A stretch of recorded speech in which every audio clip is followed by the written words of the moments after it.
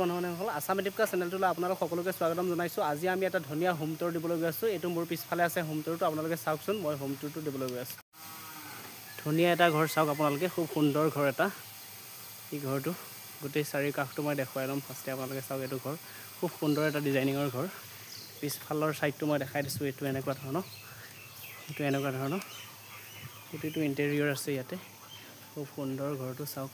মই এইখিনি গোটেইখিনি আপোনালোকক দেখুৱাই দিছোঁ। মই ভিতৰলৈ যাম, আপোনালোকক দেখুৱাই দিম বাকীখিনি। ইয়াতে খুব সুন্দৰভাৱে ফুল ৰাখি থৈ দিছে চাওক, শাৰী শাৰী ফুল ৰাখি থৈছে। তলৰ ছাইডটো এনেকুৱা ধৰণৰ, আকৌ এবাৰ মই ইয়াৰ পৰা ভিউ পইণ্টটো দেখাই দিছোঁ আপোনালোকক। ইয়াতে এখন ফুলনি আছে, তেওঁলোকে ৰাখি থৈছে খুব সুন্দৰভাৱে ফুলনি এখন। চাওক ঘৰটোৰ ভিউ পইণ্টটো চাওক। এইবোৰ ফুলনি চাওক, গোটেইবোৰ ফুলনি। মই ৰাস্তাৰ পৰা আপোনালোকক দেখুৱাই দিবলৈ চেষ্টা কৰিম। এইটো চাওক, ইয়াতে আছে ধুনীয়াকৈ। 5 পাল্লাৰ খিৰিকী দিছে, 1 2 3 4 5 পাল্লাৰ। ইয়াতে ফ্ৰণ্টতে 4 পাল্লাৰ দিছে চাওক আপোনালোকে। মই ইণ্টেৰিয়ৰটো ভিতৰলৈ লৈ গৈ আছোঁ আপোনালোকক এতিয়া। চাওক আপোনালোকে, এইটো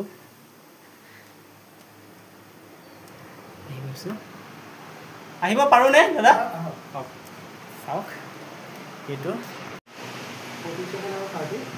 47/30 স্কুৱেৰ ফিট আছে। আপোনালোকে চাওক, এইটো কি ধুনীয়া ইণ্টেৰিয়ৰ।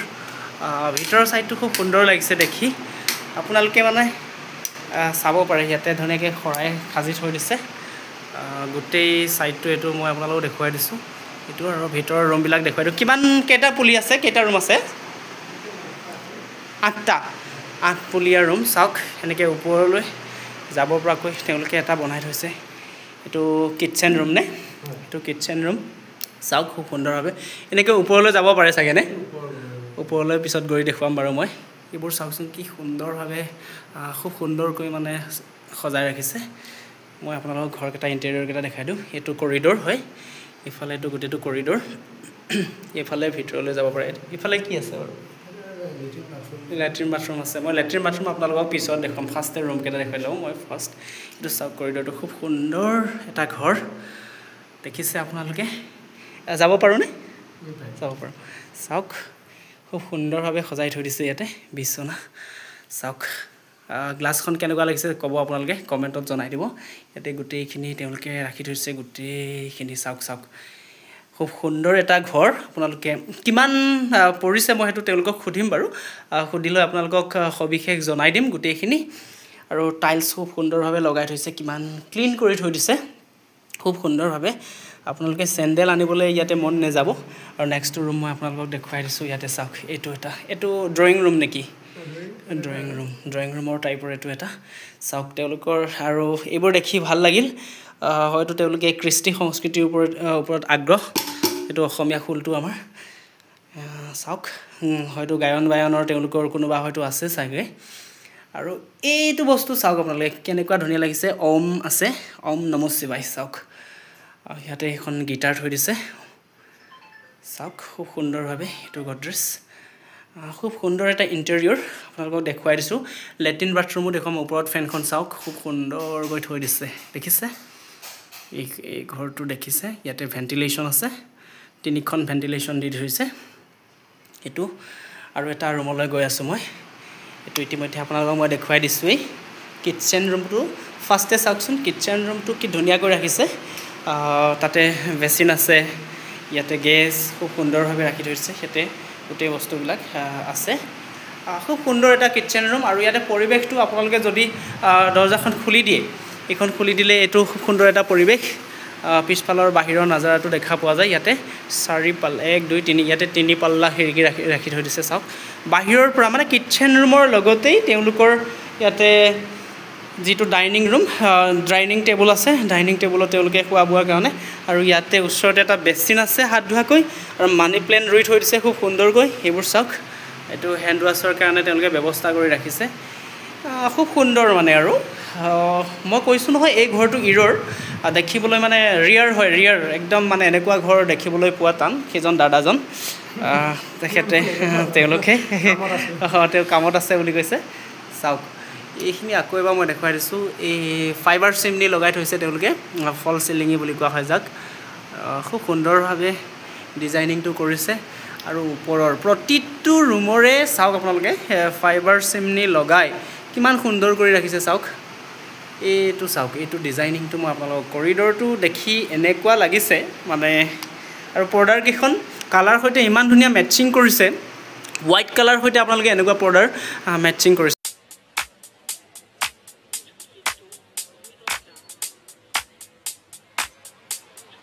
দৰ্জাৰ কেইখন চাওক আপোনালোকে দৰ্জাৰ ডিজাইন মই আপোনালোকক আকৌ বাহিৰৰ পৰা দেখুৱাই দিম বাৰু কি সুন্দৰ এটা ডিজাইন চাওক আপোনালোকে দৰ্জাৰ কেইখন সেইবোৰ খুব ধুনীয়া এটা ডিজাইন ইয়াতে সোফা সেট সব ৰাখি থৈছে ওপৰলৈ যাব পৰা যাব জানো খালি জাষ্ট মই অকণমান উঠি পেলাই দেখাই দিওঁ মই অকণমান উঠি পেলাই দেখাই দিছোঁ আপোনালোকৰ ওপৰৰ সেইটো চাওক এইখিনি হত চাওক এইখন ভিতৰৰ পৰাই তেওঁলোকে দিছে এনেকৈ উঠি যাব পাৰি ওপৰলৈ যোৱাকৈ ইয়াতে এইটো তেওঁলোকে মানে নিৰ্মাণ কৰি আছে পিছত হয়তো ওপৰলৈ যাব পৰা যাব এইখিনিলৈ মই দেখাই দিছোঁ ওপৰৰ পৰা আৰু বেছি ওপৰলৈ উঠি নাযাওঁ চাওক মই নামি আহি আছোঁ এতিয়া এইটো এই ইণ্টেৰিয়ৰটো খুব সুন্দৰ লাগিছে আপোনালোকে দেখি খুব ভাল পাব ঘৰটো মই বাহিৰৰ পৰা আপোনালোকৰ ঘৰটো দেখুৱাই দিম আৰু কিমান স্কুৱাৰ ফিট বুলি কৈছিলে দাদা আপুনি আকৌ এবাৰ কৈ দিয়কচোন কিমান স্কুৱাৰ ফিট আছিলে 47 আৰু 30 নে 47 আৰু 30 স্কুৱাৰ ফিটৰ এইটো ঘৰ কিবা আইডিয়া এটা আছে নেকি বাৰু কিমান মান খৰচ হৈছিল আপোনালোকৰ এইটো আমাৰ মোটামুটি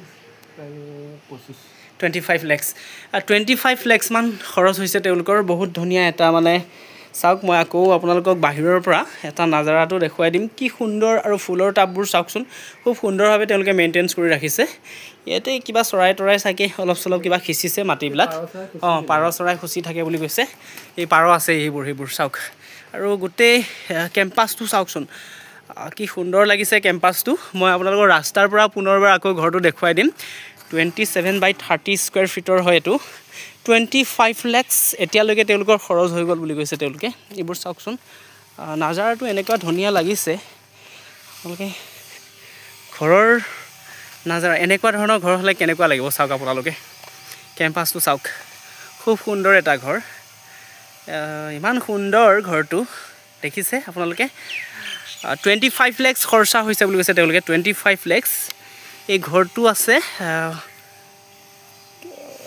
নগাঁৱত আছে নগাঁও পমুৱা গাঁও